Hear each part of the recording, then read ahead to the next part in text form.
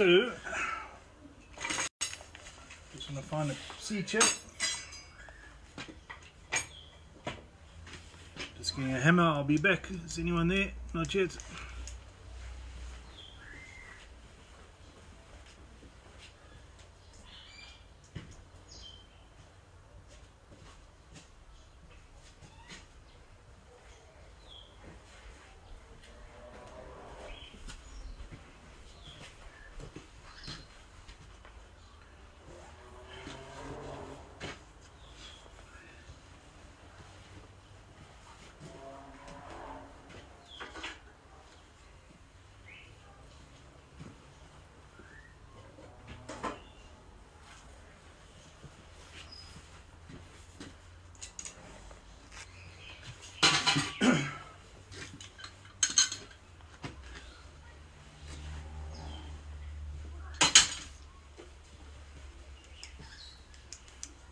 Okay, hello peeps, and welcome to another Forge Along. It's Thursday afternoon. We are now 2 weeks into our lockdown, and I sure as hell hope it's not going to be extended, because I'm tired. I've never worked so hard in my life. How's it, Vota? When my kids wake up in the morning, I wake them up, I take them to school, I come back and I loaf around. Now I wake up, we've got them on a strict discipline of doing schoolwork at home.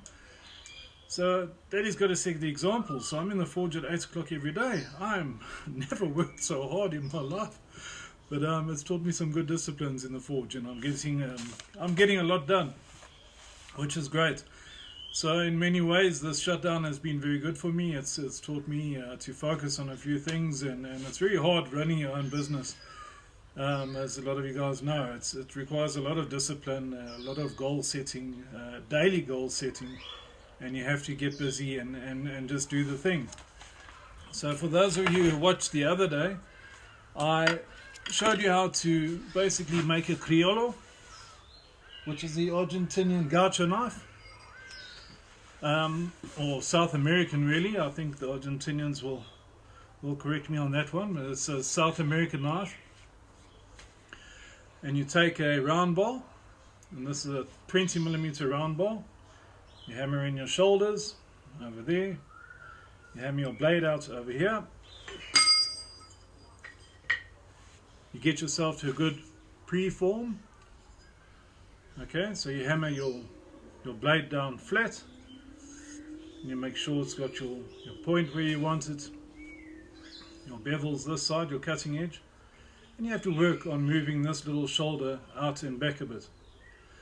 That's key to a good looking criollo or Argentinian knife, and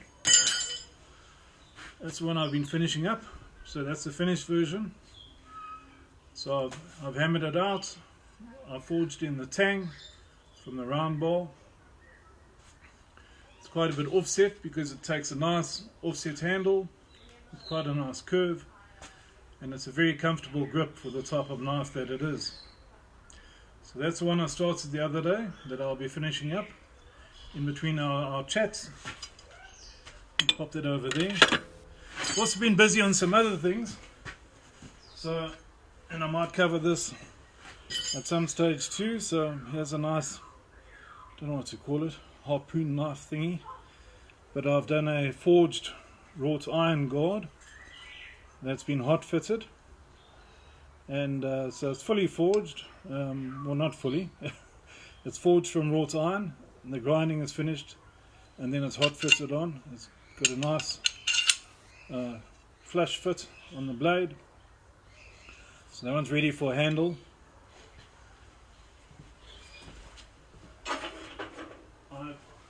I've also done a tactical katana, so that's got a hollow grind, so it's not forged. It's forged, it's ground. It's only time it's been in the forge is to harden it.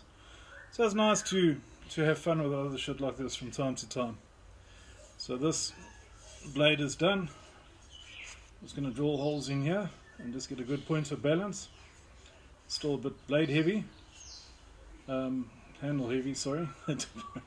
So I need the handle a bit lighter because it is going to get a paracord wrap or sisal wrap with hessian. So I'm also busy with that. I'm also busy with little full tang knife order. It's going out soon. Need 3 for you, Carlos, if you are there. Carlos, Tiff and Tyler. So those I'll be grinding and hardening tomorrow. And this one's for Jacques. He wanted an okapi style knife. So it's actually pretty cool because it's basically a sax if you look at it, because the okapi blades are flush with a drop point, and they're quite nice little cutters. Thank you very much. Sorry, I still love your work, Pordy. I hope I pronounced it correct. Thank you for that. So that's little sax thing I'm making, or an okapi fixed blade. So what I thought for those of you who's starting out, or those of you who have been forging, because I found with this craft, you can't very well go to any big schools in a hurry here. If you really want to learn some superb skills, go to Heaven Forge in Belfast. You can't go wrong there. I offer a 2-day knife forging course, but there's a lot you have to learn just through attrition and doing it and repetition and going online. What's very key in forging, and I'm talking about a fully forged blade, is getting the point right. So if you're forging a knife and it's a bit counterintuitive, and you always have to take that into account when you are busy with it, because you're always going to start hammering down on that corner. So you need to knock that corner down. You push it in. And it's key to think when you're forging that you're actually pushing the metal in. How's it, Niels? And not moving the metal out. So you don't want to think you're shaping the metal. You're always pushing the metal into itself.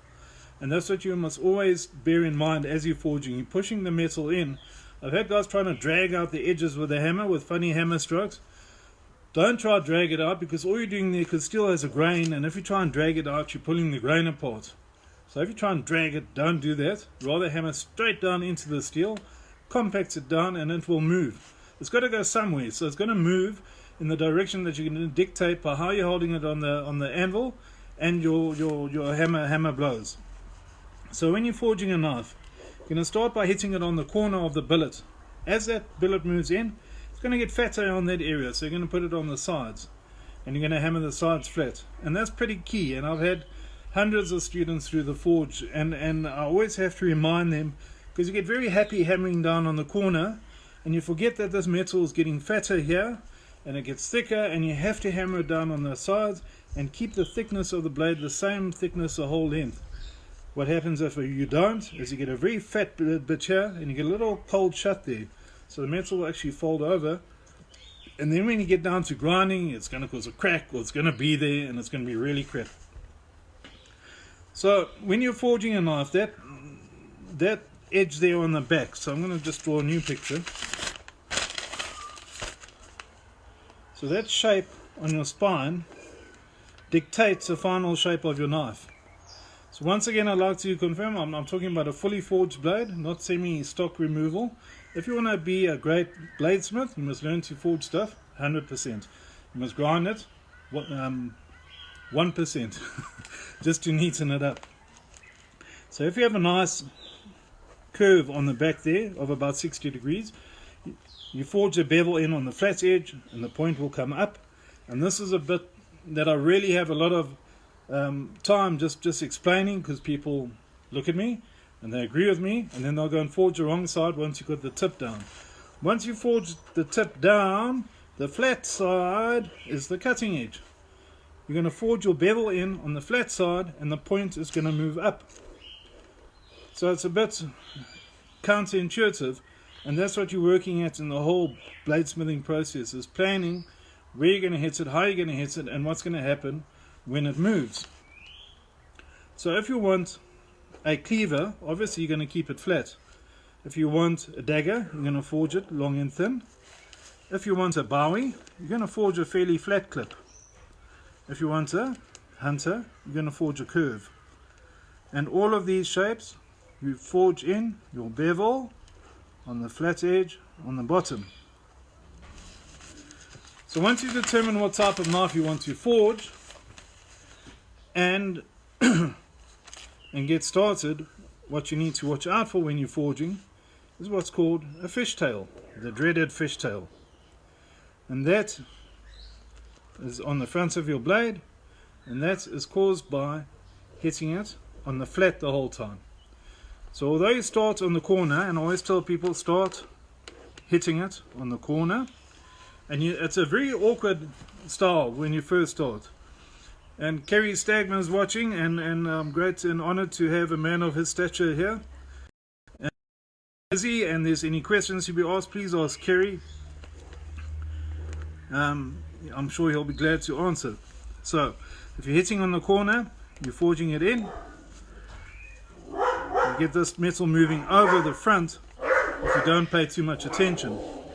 So what you want to try and avoid is the fishtail. You avoid that by continuously aiming at the corner there. So you aim at that corner there. So as you forge down, you start flattening it out. You've aimed at the corner up here. Now you want to aim at that corner there. As you move it down, keep your first hammer blow on that corner. Keep your first hammer blow on that corner as it moves down. So I'm going to give you a practical demonstration on that, and then I'm going to show you how to finish off the point, and then the best way to do your bevels.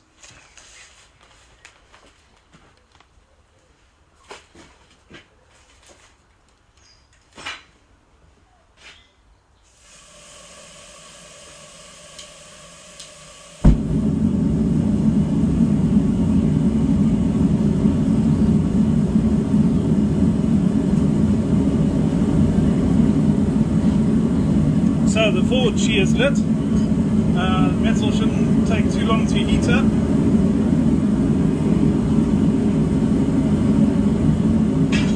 I hope you can all hear me still. It gets a bit noisy with that thing running, and but I'll talk louder. The neighbours all think I'm crazy. I think I do have a forge at home. I think, what the fuck is that Rutherford doing now, talking to himself again? I don't realise I've got all you guys here for company, which is fantastic. So Rutherford's talking to himself again while he's waiting for the fire to get hot. One of the key things in forging is that the anvil's your friend. Use the anvil. So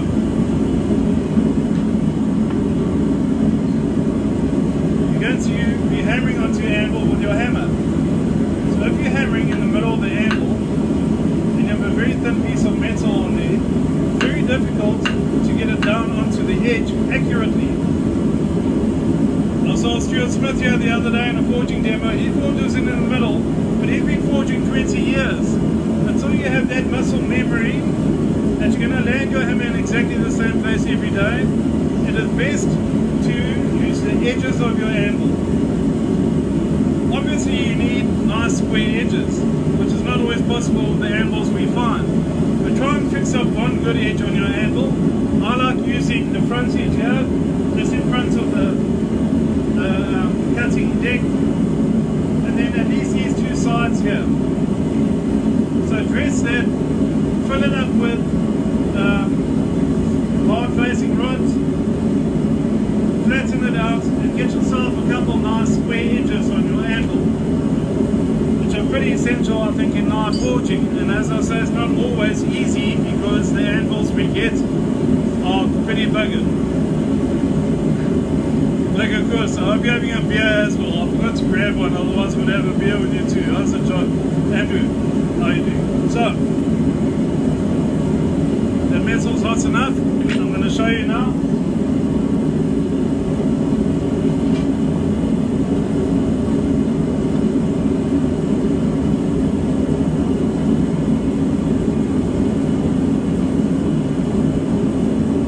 One of the things that we do that are fun, placement in competitions, is a 5 heat challenge. So you have to make the blade in 5 heats.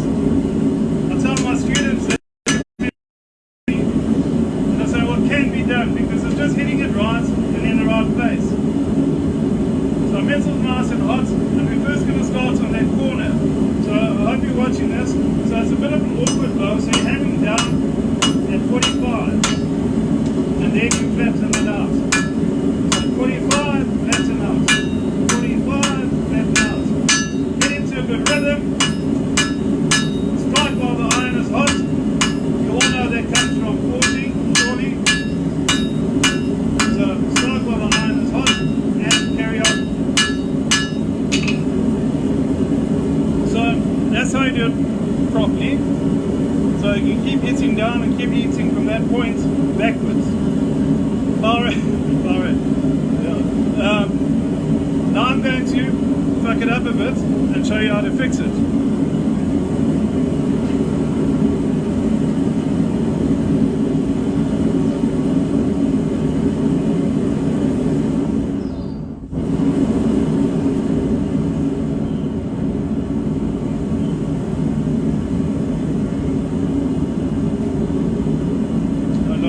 My forge is on super pressure. It burnt all my arm hairs off walking past. I was doing some Damascus this morning. So it caught me. So let's get that tip down. So I'm going to deliberately make a fishtail into the point, and then I'll show you how to fix that.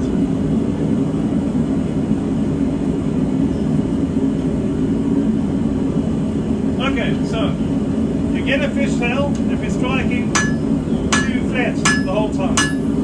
Because if you're not pushing the metal back in, it's going to go somewhere, so it's going to move over the front.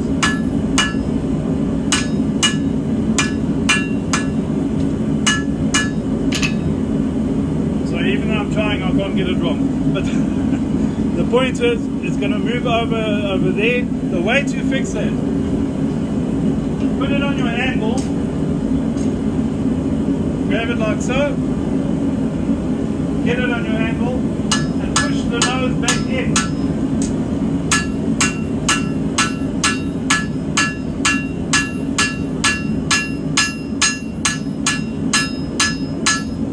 Or you can do it this way around, where you're going to put the nose on the anvil and hammer down from the back. So if you get a fishtail, you can push that nose in. I think I saw, I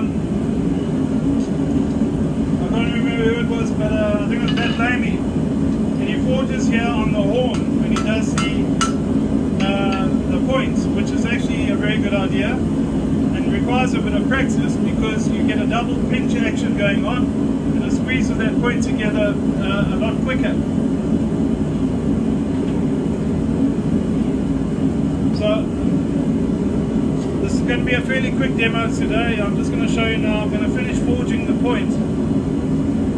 But what we need to do now is, once you've got the point nearly done, you have to line up the point with the edge of your anvil. And that's so your hammer blows land and pinch the edge down into a point. You can't do it easily if you place the points in the center of the anvil, because you're going to strike more anvil than metal most of the time. And I'll show you now.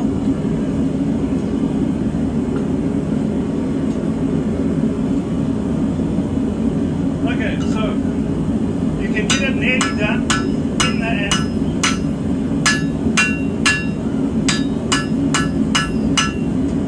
But at this point, where you're nearly finished, to line up your point with the edge of your anvil. Don't overlap, because then it's going to make a little nose going over. So you line it up with the edge, work it down.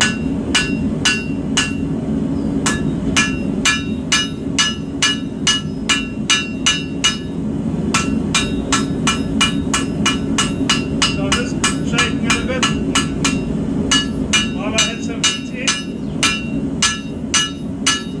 Boom, as I said in South Africa. Don't hit it, boom. Okay, the neighbours are going to complain. So, hitting a point in should be fairly easy if you follow the right steps. If you're getting a fishtail, practice more on hitting it at more of an oblique angle onto the point, starting at the bottom point and working your way backwards. When you get close to finished, get your tip near the edge of the anvil so that you can pinch the point between your hammerhead and the anvil there. So you want to create a wedge shape between your hammerhead and the anvil to get the point in. The same principle applies when you're doing your bevels. So you want to line up your bevel, which is the flat side. And a lot of people who haven't seen forging before will think I'm crazy when I say your cutting edge is on the flat edge, and this is going to be a drop point utility. So you have noticed I've got a bit of a curve in there, and it's a drop point utility.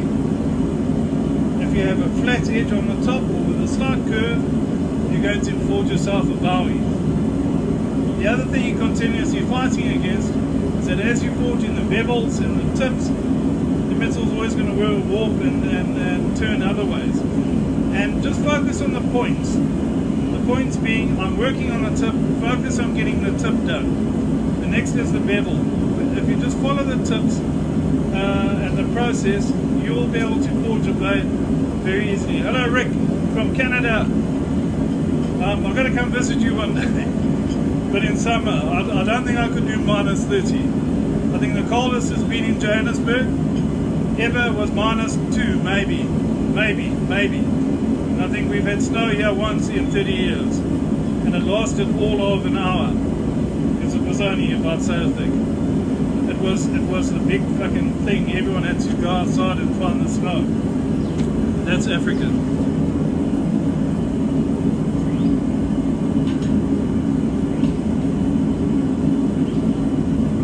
Okay, so on the knife, oh that's glowing.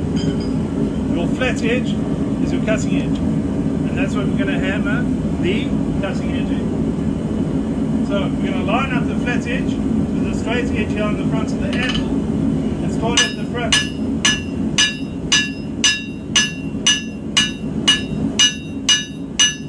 Okay, don't try and forge the whole blade in.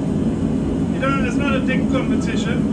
You're just going to do the front edge, and I do a hammerhead width in the front just to establish the thickness and the center of the blade. Once again, you're not going to hammer it in the middle of the anvil unless you have 50 years experience, because you need your hammer blow to land on the metal. If you want to try and hammer it in the middle of the anvil and your hammer blow landing off the metal, all you're doing is hammering the anvil more than the billet.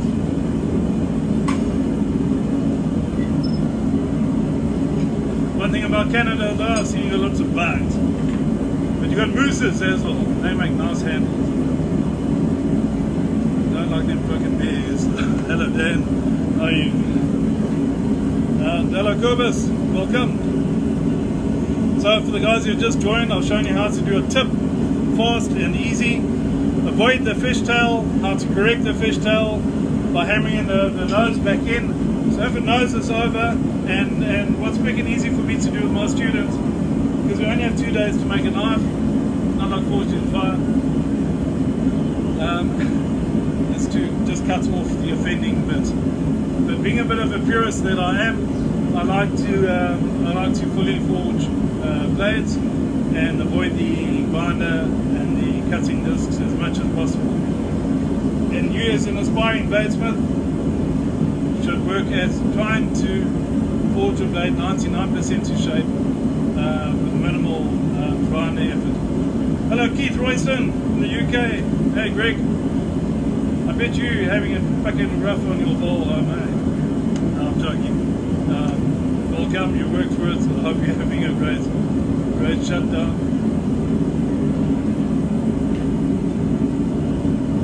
Okay, so let's carry on forging the bevel end.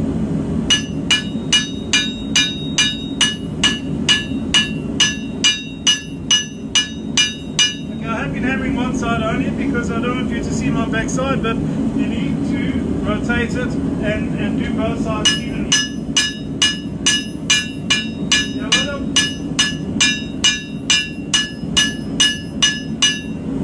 advocates for forging in both sides due to the fact that it compresses the metal. There's no real metallurgical evidence of that happening. So edge packing you might have heard of. Sounds good. I believe in it.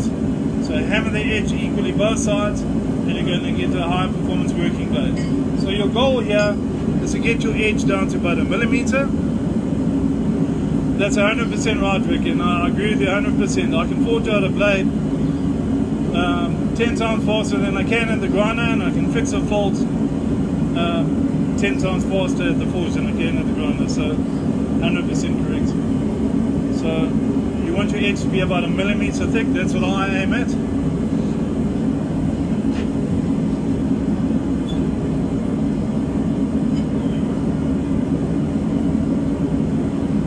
Or if you're working with some of the more complex steels, this is a piece of 5160, so almost quite forgiving. And what's the name of the bladesmith who does all his antler, horn handles, pronghorn knives? I love his books. I can't remember his name now, but he says forge them thick, grind them thin. There's a lot, but you know, he's working with ball bearing steel the whole time, so it probably applicable to the more complex carbon steels.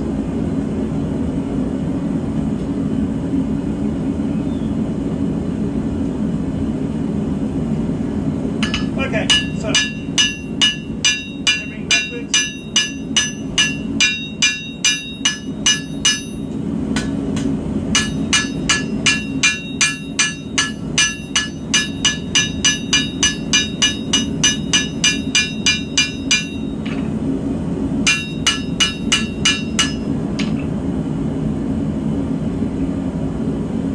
About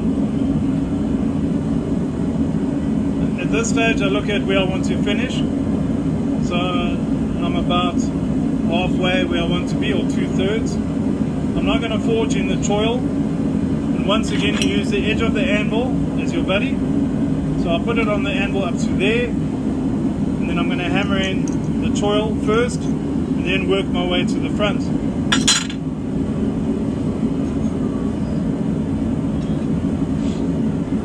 Hello, so how are you? How's Cape Town? And in Fowler, that's it. And this book set me on the path to knife making 15 years ago. It was a fascinating read. I love his work.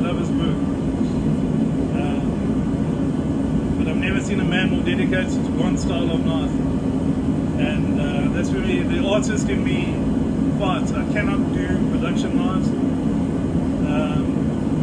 I really battle with a run of 100 knives that are the same. But they're the bread and butter ones, so you have to do them. This shutdown has been good in many ways, in that it's allowed me to more freedom of expression.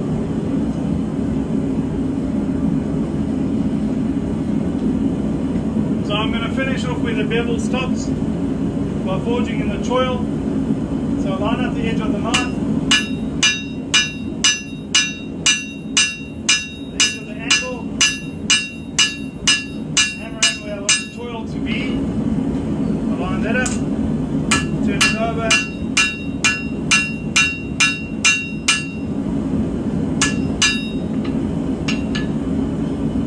So I've set the choil back there, and now we fill up the gap between the two.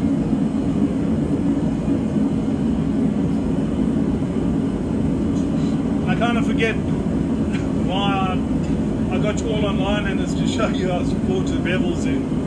So you always keep the edge of your knife aligned with the edge of the anvil so that you can hit down and create a wedge shape to compress the steel. If you're starting out forging and you're trying to hit your bevel in the middle of the anvil, you are going to battle, because you have to be very accurate. There's Dan, I have. Let me see. I've got one here. Hold on.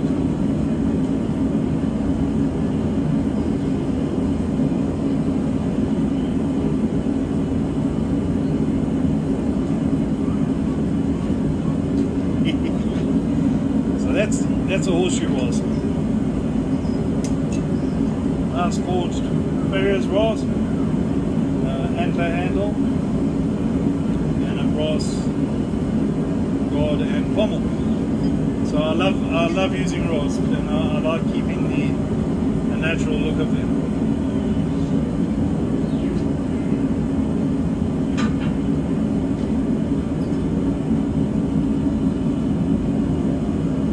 Okay, so we're going to fill the gap now between the two bevels. And come to the other side.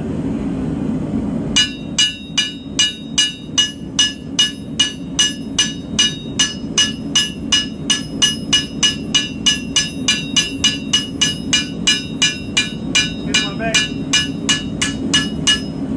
Some people say it's my best side.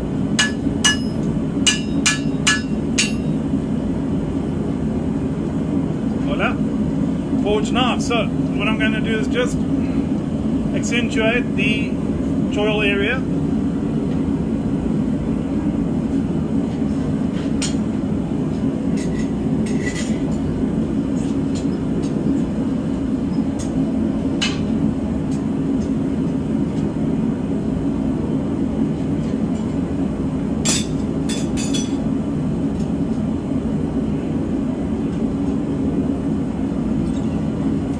I think ROS and old files are my most favourite skill.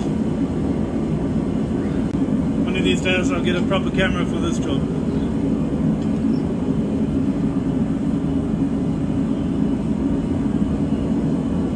Okay, so I'm going to get the choil on the edge of the angle and just define that a bit more. So I'm going to put it there, get it down there.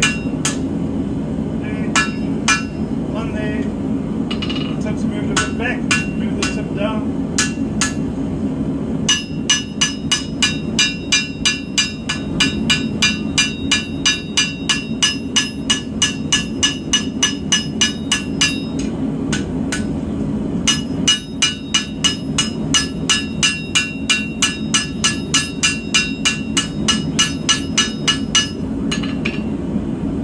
So there you have it. Fully forged, 5160 leaf spring. It's taken me 15 minutes. I should be on forged in 5 because 3 hours, man. 3 hours to forge a knife is a long time. I think the guys just lose their shit. So remember to use the anvil as your friend. Use the edges. It's not all the beatings done in the middle. You have to use the edges to mold it and shape it.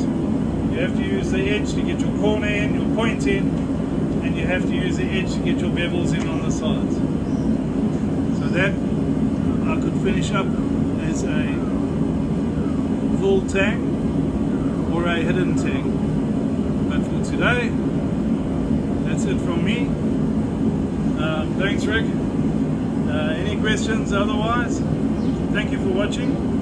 If you have any suggestions of how I could improve my skills, I'm all ears. If you have any suggestions of what you'd like to see, I haven't been online for 2 days. I've been working on orders, so getting a lot of stuff out, which is great. I've had the luxury of having a helper working with me for the last 6 months, and he's not here due to the shutdown. So I'm doubling up, but I'm loving it. And guys, keep the anvils ringing, strike while the iron is hot, and keep safe. And tomorrow, what shall we do tomorrow? So I've done bevels, I've done points, I've done a Criollo. Any suggestions? I can't have more fucking hair, Keith. I'm getting older, but anyway, I'll think of something to keep you entertained with, and have a good night. Cheers, guys.